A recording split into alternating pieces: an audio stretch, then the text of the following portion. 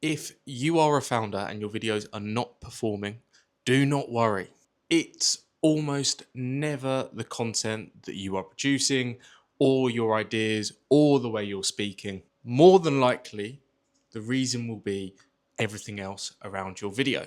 I've spent the last 6 months working out everything to do with the YouTube algorithm to fully understand what makes a video perform, what makes people watch your video, what makes YouTube show your video more often. I've used that knowledge to launch both my co-founders' YouTube channels so that they have gone from scratch with no paid promotion into the biggest new business channel my marketing agency has. So we will dive into what makes a YouTube video as a founder perform. So I'm going to say this up front before we go any further in the video. I am not a natural at this. I'm a very introverted character, and I've avoided actually being on camera for years now, maybe 3 or 4 years. And I've probably done the thing that a lot of you have done, maybe just to a much more in-depth perspective and in-depth review, mainly because it's a service now that is our main service here at Leader. So I have gone down that rabbit hole. I have spent hundreds of hours now looking into how the YouTube algorithm actually works. It's been basically 6 months of watching YouTube videos, speaking to Claude, looking up blog articles, just trying to find every single thing about how a video or why a video is performing better or why a video doesn't perform. So retention curves, click-through rate, session times, like everything possible to really understand this, be able to speak to you. But as you can tell, I have decided to actually start getting on camera, mainly because I could break down every single reason why a video did well or why that video didn't do well, why that video actually didn't need the views for it to get the clients, like everything. But some of that credibility is lost until I actually put my own content out there. And to be brutally honest, like when I'm looking back, I can actually put it down to some level of procrastination. Like doing all of that research and not actually getting started is probably the number one bit of advice that we give to people getting going on YouTube, especially founders. Is just start. You're going to work it out as you go. You're going to get better. Like no one is actually going to watch your first videos in 6 months. They're going to watch the most recent ones, basically. And the proof of that basically is if I take my two co-founders, you got Mitch and Harry. So what we did is basically all of that knowledge over the last 6 to 9 months, we've poured into their channels. And if we just take Harry's as the most recent example, he's only launched his channel in like 6 weeks. And we have it has done exceptionally well. So he's over 1,000 subscribers now. It's going up about 150 every single day. He's getting thousands and thousands of views each day, and all of that traffic is funneling into our business. So, and look, there's even a video that's on, I don't know, at the time of me recording this, like 22,000 views. So although I'm a little bit like I wish I started content earlier, like I'm glad I've done all the research about this, and we're going to dive into that in this video, how you can get your channel really moving. Like we've tested it with our own co-founders, like several other clients now. These are the steps that you need to understand to actually get moving, get your channel some views, and ultimately sign clients from YouTube, because it is very possible. We will go through 5 key things, and bear in mind that none of them are really complicated, so you should be able to actually implement them straight away. So before we dive into the 5, I think it's really important to actually set the goals straight, because if you implement the 5 and have the goal completely wrong, you're going to be going faster in the wrong direction. So we are going to define that now, especially for founders looking to use YouTube as a way to sign clients or as a side personal brand that will sign clients for their business. Now, the first point around goal setting is just to be aware. Don't be so, try not to measure yourself on the creators that you really like that are already out there, because you are comparing yourself to someone who is on their 20,000th hour on camera, their 5,000th video. And so you starting comparing is not going to do you any favors. What you should be able to take from those creators is, if you actually look back, and it'll give you a great sense of direction and purpose here. If you look back at their original videos, you will see they are no different to you if you're starting out right now. What you can take away is that if you actually do put the time and consistency in, you can get to the stage they are. You can almost guarantee you are going to get to that stage, because that's all that really matters over the long run. Is so time and consistency. Always keep that in the back of your head. And the fundamental thing that I keep bringing up, especially when we're speaking to people looking to get into YouTube, do you honestly think if you were to put a video out every single week that is of high quality, that your business would be in a better or worse position? The categorically right answer will always be yes, my business will be better if I am the founder and I'm putting great content out there over a period of time. And the second key point, just to understand around goal setting before we get into the actual 5 ways that the algorithm or you can gain an audience. This one sounds like a contradiction until I actually break it down. So views are a vanity metric, but also the most important thing. So the way I can explain this is if you picture 2 identical restaurants, so they're the same in every single parameter. The menu, the chefs, for example, they're just connected restaurants. And you might see this on holiday if you've been abroad, or even in the UK as well. All things being equal, if one has 3 people in it eating and the other restaurant is packed, there's a queue, more people are going to go to the busy restaurant and queue than enter the restaurant with just 3 people. We are calling this the busy restaurant paradigm, and it's almost how views on social media work up to a point. So if we were to take 2 very similar videos, one has 20 views, one has 50,000 views, more people are going to continually watch the 50,000 view video than the 20, 30 view one, even if that one might be better.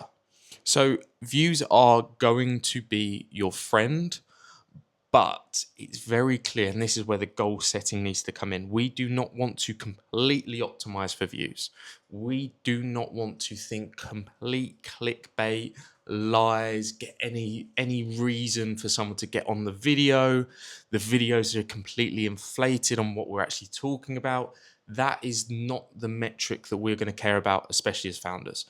Our key metric here is going to be leads or clients, whatever way you want to run your business. So the key here is, if there was a video, let's say we put out 2 videos, one does 10,000 views, but no one comes through our funnel, or if there's a video that does 30 views and 80% of the people come through the funnel, we want to optimize and go down maybe that route a little bit more than the other route. And it's just something to bear in mind. Like, we are not all about views. You can grow a very successful business or funnel through YouTube without getting thousands and thousands and thousands of views. But if we take the paradigm from earlier, views are always going to be probably your friend here, because the more views you get, the more likely someone is going to click on it, and the more likely someone is going to actually want to go and start a conversation with you. So just trying to balance that is really important, and important before we dive into everything else. So with all of that in mind, we are going to go through the tips now, basically. And we've got 5, and they're all going to be important, but this first one is so important. Once you get your head around this, everything moves downstream of it. So it is, YouTube is not promoting you, it is promoting itself. So let me sort of actually explain this. So if we break it down, YouTube is not trying to grow your specific channel. There is nobody on your side. There's nobody on someone else's side. There's nobody on Mr. Beast's side. It doesn't work like that.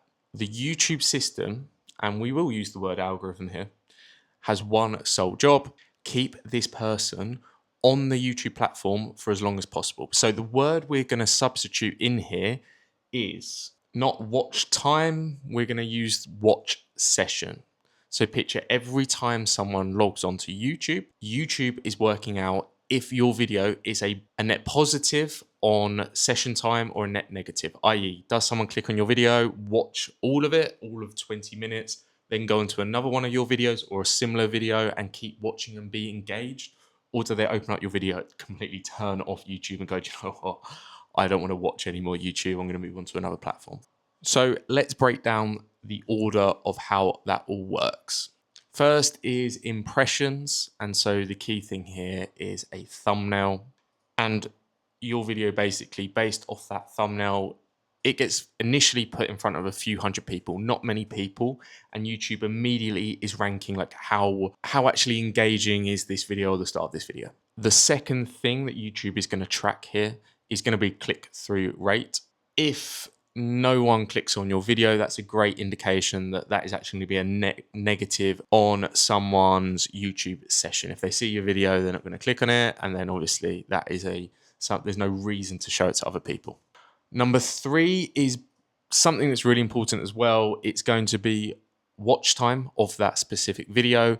So this almost is the indicator of YouTube of maybe a spammy video where the thumbnail and the promise are completely over exaggerated. Someone watches the video and it's like, this is not what I clicked on, or anything like that. So watch time is really important as a metric, and we'll go through some ways that you can actually structure your video so that you keep people watching through that initial period. And the fourth one, just part of this, is going to be what happens next. Does that person from your video watch something else? Do they come back later and watch a similar video? Or do they close the app and move elsewhere? So this comes back to my original point. Packaging is so key for the algorithm. So you might actually create one of the best videos of all time, but if no one clicks it initially, then the algorithm is naturally not going to favor it.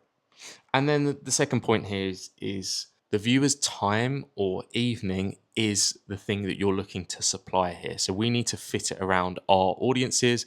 Think of it like, what does that audience really want to see or spend their time watching? And the big thing here is there's always going to be a balance. Like, we could put the most clickbaity thumbnail out there, but that is going to negatively affect view time or the promises that we made in the video. The best example I can give you, and this has taken us a while to get right, especially on Mitch's channel and Harry's channel, is you need to match the packaging to the platform. So don't think about your brand themes the way you think.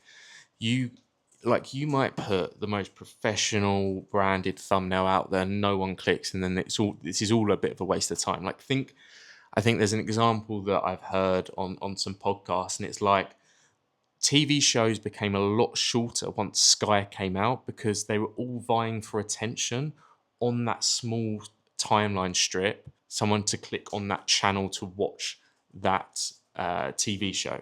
So think of your YouTube video having to package up like that. You need to change it for the platform, and it's part of the game that you need to play. So tip number 2 is going to be useful for some people and useful or less useful for others. So it is going to be, before you actually create another video, go and watch your old videos. If you have a few or if you have hundreds, go and watch your old videos. And the key here is just to understand how your videos are doing.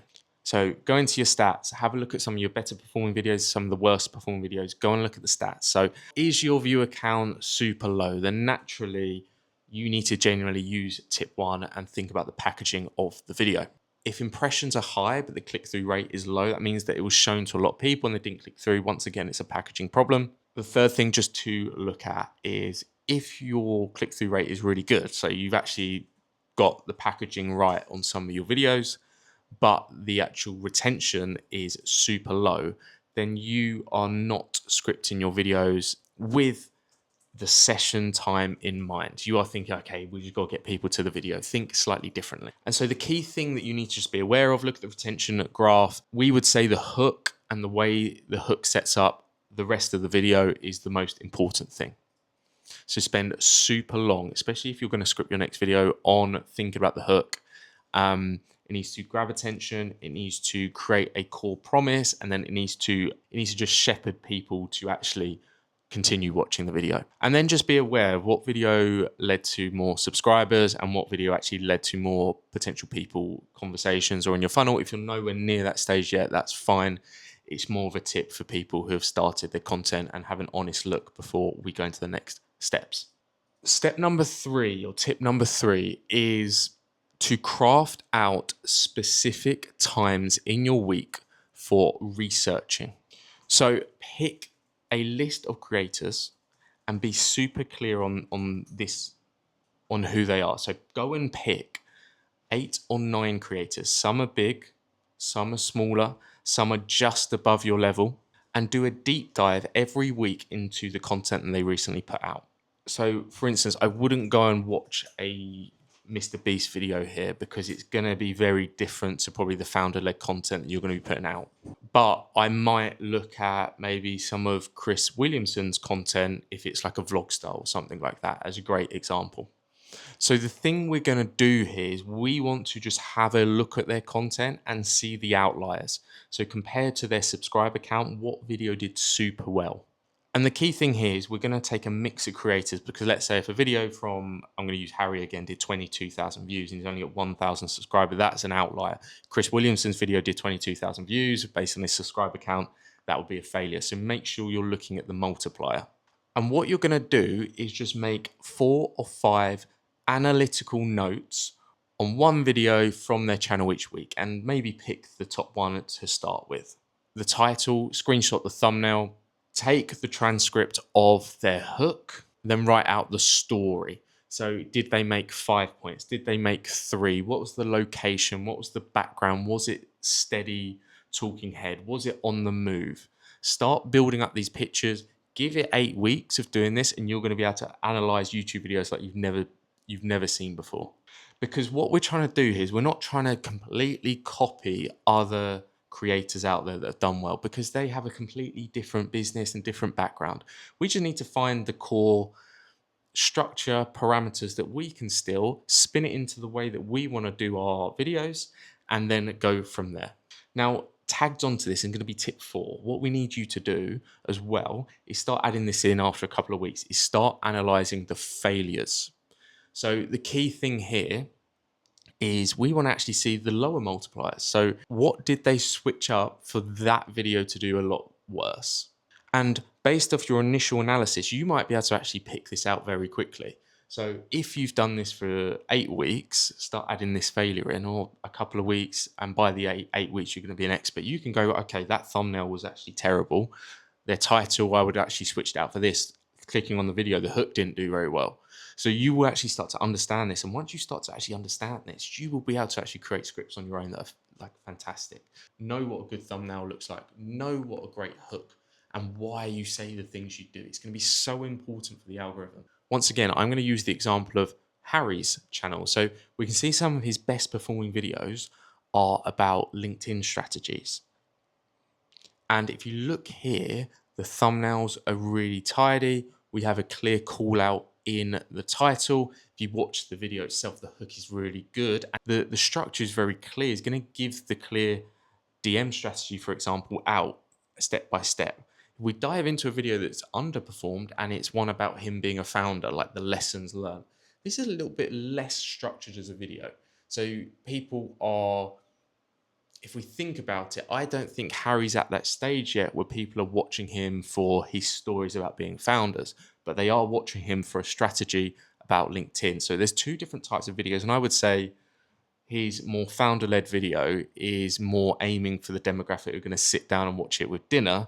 The people watching the LinkedIn DM strategy are going to be like founders who are maybe in their den. They're like, okay, I need to understand the LinkedIn strategy. So we need to understand that and why the videos did well, which allows us to actually promote better videos in the future which will hit the algorithm better. And the final tip today, it's going to be to utilize all of your resources to promote your video. Now, if we take the idea from earlier, more views are going to lead to more views as a key mechanism that we're using here. Feel free to release the video, ask your family to like it. If you have an email list, put it out there on an email list with some good copy. If you have a community or an audience, put it out there. Anything you can do to initially boost that video is going to be massively important, because once a video gets past like 40 views in that initial stage and it's like brand new, like came out within an hour, like more people are entitled to watch it. versus if it's on like 3 views, no one's going to watch that video. And that's just at the very early stage. We're not amazing. We're not creators here with thousands and thousands of subscribers. So just to get going, you might be able to utilize all the resources that you have. The other things will be obviously just to make sure you're engaging with anyone leaving comments, reply straight away, like maybe some of their comments. What we also want to do at this stage is this is going to be a great test of whether your video is actually really good. So if you are sending it out to an email list or you're putting a LinkedIn post out there, because you've already kind of jumped through the problem of the click-through rate, i.e. if a friend of mine said, please, can you watch my YouTube video? Like, I don't really care about the thumbnail or the title. I'm going to click and watch that video, but I could easily get distracted if that video isn't very good itself. So it is probably going to be the greatest test of your initial video at the start. And a key thing here, don't be upset if one of your videos doesn't do well for a period of time.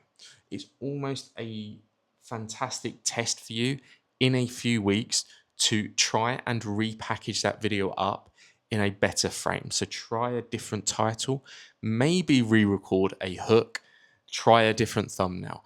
You are going to put your knowledge to the test on the videos that didn't do very well.